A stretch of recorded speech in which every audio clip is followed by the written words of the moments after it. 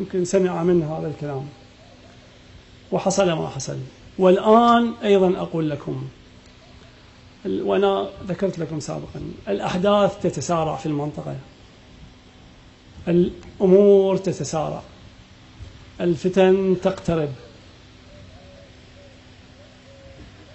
الخطر بدأ يداهم، الكفة بدأت تميل للجانب الآخر. فالآن سنسمع دعوات وصيحات الوحدة وأهل البلد والوطنية. كنا نكفر لأننا ندعي بالوطنية والوطني والمرجع الوطني والعراقي، فكلهم سيكونون من العراقيين، كلهم سيكونون من المرجعية العربية، كلهم سيكونون من الوطنية.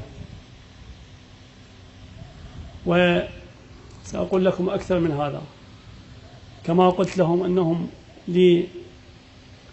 لأولئك السجانة والمعتقلين، قلت لهم أنتم أول من سيصب عليه سيف الفتوى ممن وقف مع الاحتلال. أيضا الآن ستسمعون، الآن نحن يحكى علينا بأننا ضد المذهب وضد إيران وضد الحكومة الإسلامية، لكني أيضا أخاطب الحكومة الإسلامية بأنه الفتاوى التي قطعت رأس صدام اقتربت بأنها ستسخر وتسير لقطع رقاب من يتصدى، أو لمحاولة قطع رقاب من يتصدى في إيران. ستجدون بأن هذه الرموز وهذه الأشخاص وهؤلاء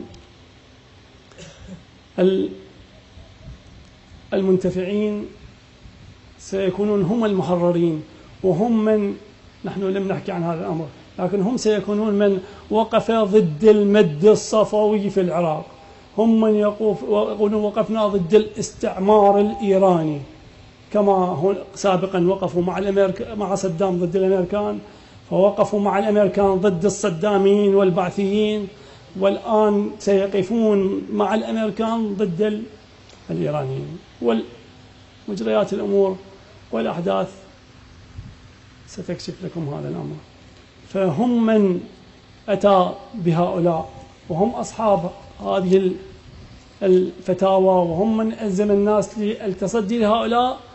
الآن صارت الجرأة على الحكومة وعلى رئيس الحكومة وعلى من يمثل الحكومة، على الوزير في الحكومة. فمن أين أتت هذه الشجاعة؟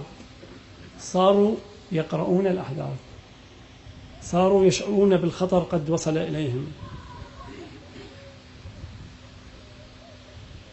صاروا يلمسون الرقاب التي بدأت وصارت تحاك حول الرقاب. نسأل الله تعالى أن